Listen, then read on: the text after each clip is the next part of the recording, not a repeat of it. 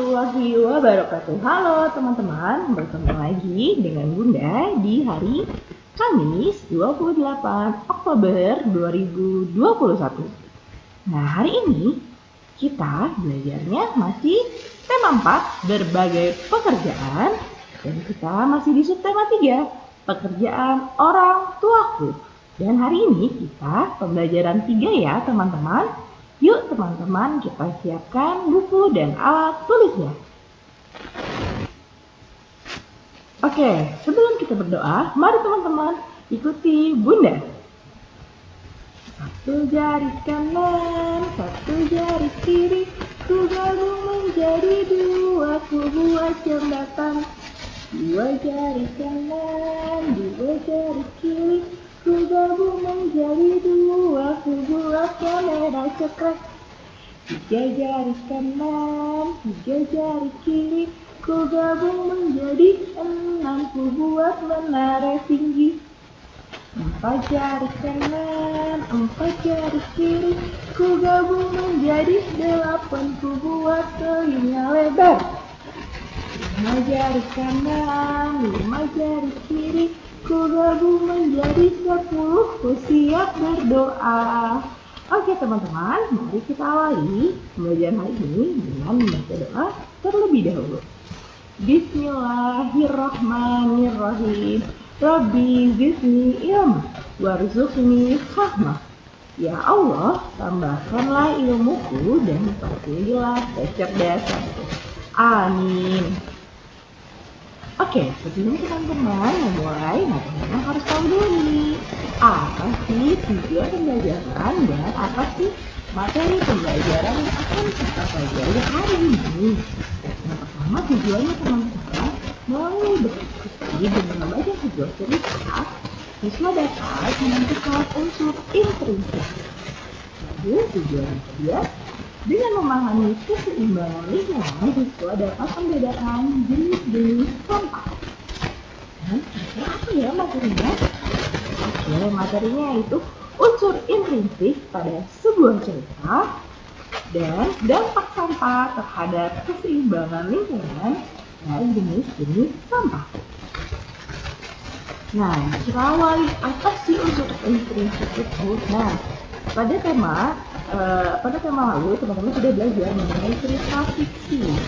Nah, dalam sebuah cerita fiksi itu ada suatu teman-teman yang bernama sebuah cerita pendek atau cerpen. Nah, kita cerita pendek ini memiliki dan apa ya untuk intrinsik itu? Teman-teman sudah tahu? Ya, sudah ingatkan ya. Unsur intrinsik merupakan unsur-unsur cerita yang terdapat atau tersirat di dalam sebuah cerita. Kira-kira ada berapa dan ada apa aja ya unsur intrinsik itu teman-teman? Oke, yang pertama kita di dalam unsur intrinsik itu terdapat sifat tokoh atau watak. Jadi dalam sebuah cerita terdapat sifat dari tokoh di dalam cerita atau wataknya, dia wataknya baik atau dia wataknya jahat, seperti apa ya teman-teman? Ya, ada yang antagonis dan ada yang protagonis. Lalu terdapat tokoh. Apa sih itu tokoh? Tokoh itu adalah orang-orang yang diceritakan atau terlibat dalam suatu cerita. Lalu ada judul. Nah, biasanya setiap cerita itu terdapat judul sebelum cerita itu. Teman-teman baca di atasnya selalu ada judul yang menjelaskan tentang cerita tersebut. Lalu ada juga latar. Nah, biasanya latar ini adalah informasi mengenai waktu, suasana, dan tempat cerita tersebut terjadi. Misalnya suatu sore hari di sebuah hutan atau di sebuah rumah, seperti itu teman-teman. Lalu ada tema. Apa itu tema? Tema itu adalah gagasan tokoh yang menjadi permasalahan yang mendasari isi sebuah cerita fiksi. Lalu ada alur. Apa ya itu alur?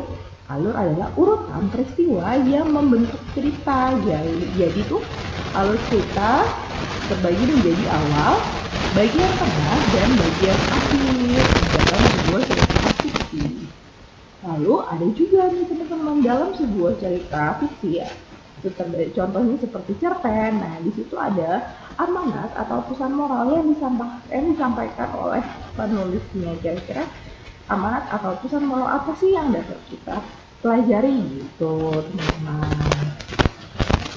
Nah, dalam sebuah cerita fiksi, cerpen, terdapat unsur-unsur yang merupakan keseimbangan dalam membuat sebuah cerita. Nah, di alam kita juga, teman-teman, terdapat keseimbangan alam.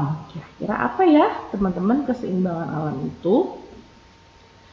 Oke, keseimbangan adalah suatu keadaan di mana terjadinya interaksi antara organisme atau antara organisme dengan alam sekitar terjadi secara seimbang dan stabil sehingga akan terbentuk harmonisasi antara makhluk hidup dengan alam. Seperti itu teman-teman. Namanya juga keseimbangan ya. Oke. Nah, bagaimana sih cara menjaga keseimbangan sekitar? Kita kasih contohnya ya, teman-teman. Jadi, tidak membuang sampah sembarangan, lalu tidak membuang limbah pabrik ke sungai, terus biasakan berjalan kaki atau bersepeda jika berpergian dengan jarak yang dekat. Jadi tidak menimbulkan polusi kalau teman-teman misalnya mau pergi ke tempat yang dekat. Lebih baik jalan kaki atau naik sepeda dibanding dengan mengendarai kendaraan gitu. Lalu mematikan lampu dan mencabut sambungan listrik jika tidak dipakai. Misalnya siang hari karena di luar sudah terang, diterangkan oleh matahari, jadi di rumah sebaiknya lampunya dimatikan seperti itu teman-teman. Nah, lalu apa ya dampak jika kita tidak menjaga keseimbangan? Nah, teman-teman bisa lihat kan di gambar, jika kita membuang sampah sembarangan, lalu terdapat polusi yang sangat menyebabkan itu udara tidak sehat. Nah, di sini ada membuang sampah sembarangan sampai di sungai, jadi banyak sampah, jadi organisme yang ada di sungai menjadi rusak gitu teman-teman, tercemar airnya. Nah, jangan contoh seperti ini ya. Nah, ini dampaknya teman-teman. Dengan mengubah kebiasaan, maka akan berdampak besar pada keseimbangan alam sekitar. Alam sekitar perlu dijaga karena manusia tinggal berdampingan dengan alam. Nah, coba teman-teman bagaimana kalau lingkungan kita seperti ini? Pasti tidak nyaman ya. Tidak nyaman. Yang pertama kan, terus timbulnya banyak penyakit, gatal-gatal, terus udaranya tercemar. Sangat tidak enak ya teman-teman ya. Oke. Nah, dampaknya juga terdapat yaitu adalah jumlah oksigen akan terus berkurang karena jumlah pohon semakin sedikit. Dan tidak ada lagi air bersih karena air sungai dan air kali telah tercemar seperti tadi, sudah banyak sampah dan bau jadinya teman-teman. Lalu terjadinya pemanasan global dan beberapa hewan dan tanaman akan punah. Lalu jumlah hewan pemangsa dan hewan buruan menjadi tidak seimbang akibatnya pemburuan liar. Oke, nah menjaga bumi adalah tugas dari kita teman-teman sebagai manusia. Karena kita menempati bumi ini, bumi memiliki keanekaragaman hayati. Keanekaragaman tersebut harus seimbang, sehingga tidak bisa dilakukan dengan cara menjaga keseimbangan ekosistem. Mulai dengan mengubah kebiasaan sehari-hari, salah satunya dengan mengelola sampah dengan baik dan benar. Jadi nggak buang sampah simpen aja di satu teman-teman. Jadi itu sampah ada pembagiannya. Nah, apa sih itu sampah? Nah, sampah ini memiliki arti yaitu sesuatu yang dibuang dari proses produksi yang sudah terjadi, baik itu berasal dari kegiatan industri maupun kegiatan rumah tangga. Nah, ini teman-teman udah kasih tahu jenis-jenis sampah. Sebelumnya teman-teman sudah tahu belum ya? Di sini ada 3 jenis sampah. Yang pertama itu ada sampah organik. Nah, biasanya sampah organik itu tempat sampah dilambang dengan warna hijau. Apa sih isinya? Yaitu sisa buangan yang berasal dari makhluk hidup baik manusia, hewan maupun tumbuhan, sifatnya mudah membusuk. Nah, biasanya sampah organik itu ada apa saja ya, teman-teman ya? Yaitu di situ ada ranting, lalu ada daun-daun kering, lalu ada bekas kulit buah, lalu ada tulang ikan, lalu ada potongan sisa sayur. Nah, seperti itu teman-teman ya, yang terdapat di dalam sampah organik. Lalu yang kedua, apa ya sampahnya? Yaitu sampah anorganik atau non-organik. Nah, biasanya dia berwarna kuning nih teman-teman. Nah, sampah organik adalah limbah yang dihasilkan bukan dari makhluk hidup.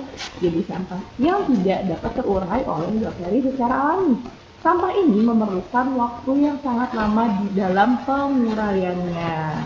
Contohnya di dalamnya seperti di gambar ada kaleng, ada plastik, ada botol plastik. Nah, itu termasuk sampah anorganik yang sulit sekali penguraiannya. Lalu yang ketiga adalah sampah B3 adalah limbah yang mengandung bahan berbahaya beracun. Sifatnya dapat merusak atau mencemari lingkungan hidup atau membahayakan kesehatan kita. Nah, ada saya bekas lampu, bekas potongan kaca, bekas botol berbahaya di dalamnya. Lalu ada potongan jarum, lalu ada seperti sekarang kita pakai yang sering kita pakai adalah masker. Nah, itu juga termasuk sampah B3 teman-teman. Oke, nah setelah kita mengetahui teman-teman jenis dari sampah, baik cara untuk memanfaatkan barang-barang besar, sampah akan menjadi barang yang berguna.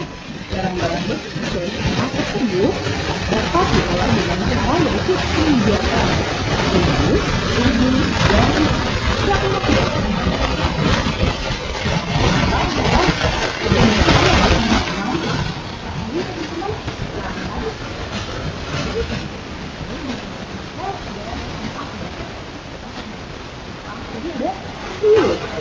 menggunakan kembali metode pengolahan sampah dengan menggunakan kembali sampah tersebut secara baik, baik seperti penyelesaian maupun fungsi yang lainnya. Lalu ada tidur mengurangi, itu metode pengolahan sampah ada di mana mengurangi segala hal yang dapat menyebabkan timbulnya sampah. Dan recycle itu mendaur ulang sampah. Dengan sampah ada di sana mendaur ulang menjadi sesuatu yang baru dan dapat dijual. Ini juga kita sampah air, yaitu dengan penggunaan tepat. Menggunakan tepat. Nah, jangan sampai itu menunjukkan ya tepat untuk berubah bagus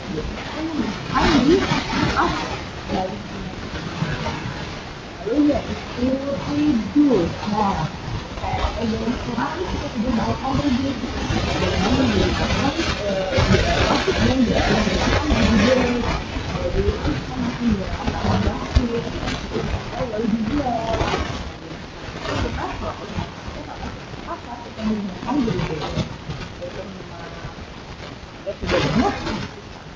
Lalu recycle itu mendaur ulang. Nah, contohnya bagaimana teman-teman membuat tanaman atau membuat pot tanaman di taman menggunakan ban mobil bekas. Bisa jadi cantik karena dicat warna-warni. Oke teman-teman, sampai di sini. Sampai di sini paham ya teman-teman? Oke. Bunda review dari awal, tadi kita sudah belajar tentang apa? Tentang unsur intrinsik dan keseimbangan alam. Lalu kita belajar tentang jenis sampah dan peranan 3R. Oke teman-teman, semoga video hari ini bermanfaat untuk teman-teman ya.